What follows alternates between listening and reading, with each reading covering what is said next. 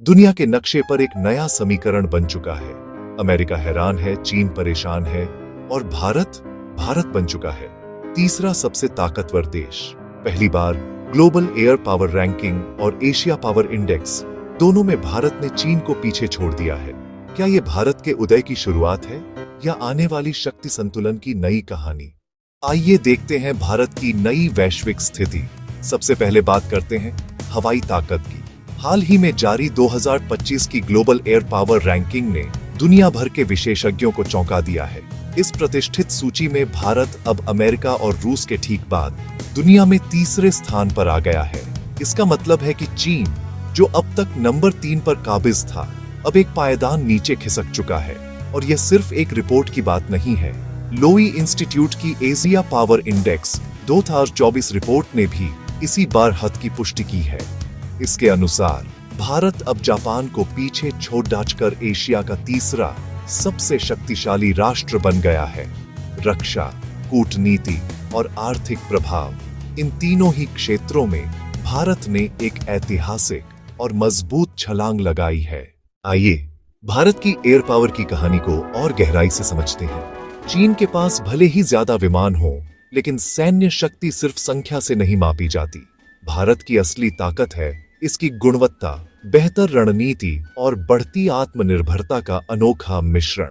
भारत की आधुनिक वायुसेना रफाल, तेजस और सुखोई 30 MKI जैसे लड़ाकू विमानों से सुसज्जित है, जो किसी भी चुनौती का सामना करने के लिए तैयार है।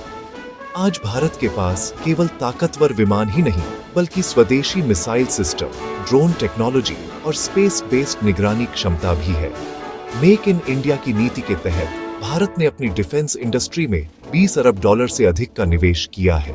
इसका नतीजा यह है कि अब भारत केवल एक बड़ा खरीदार नहीं, बल्कि एक महत्वपूर्ण रक्षा निर्यातक, डिफेंस एक्सपोर्टर भी बन चुका है, जो दुनिया के कई देशों को अपने हथियार बेच रहा है। DRDO से लेकर HL तक भारत ने वो कर दिखाया जो पहले केवल महाशक्तियां करती थी।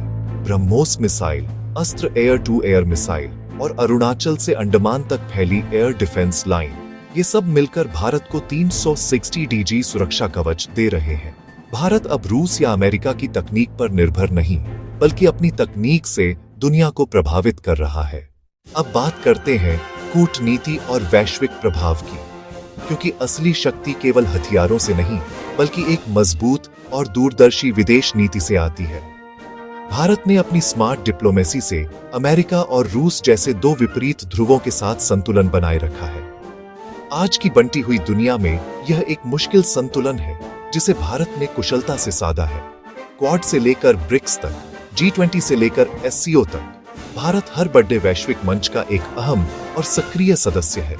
इन मंचों पर भारत की आवाज अब न केवल सुनी जाती है, बल्कि निर्णायक भी बन चुकी है। खास तौर पर इंडो पैसिफिक क्षेत्र में शक्ति का संतुलन अब भारत के इर्द गिर्द घूम रहा है। इस नई हकीकत के चलते अमेरिका को अपनी एशिया नीति पर फिर से विचार करना पड़ रहा है, और चीन को भी यह स्वीकार करना पड़ रहा है कि इस 21वीं सदी का निर्णायक खिलाड़ी अब कोई और नहीं, बल्कि भारत है।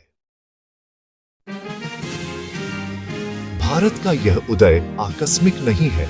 ये 3 दशकों की रणनीति, विज्ञान और आत्मविश्वास का परिणाम है। आज भारत दुनिया को बता रहा है, हम केवल लोकतंत्र नहीं, बल्कि शक्ति और संतुलन का प्रतीक है।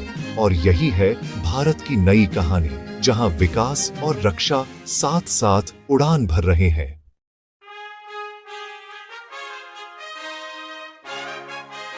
मैं हूं नूजल चौहान और आप देख रहे थे विश्लेषण।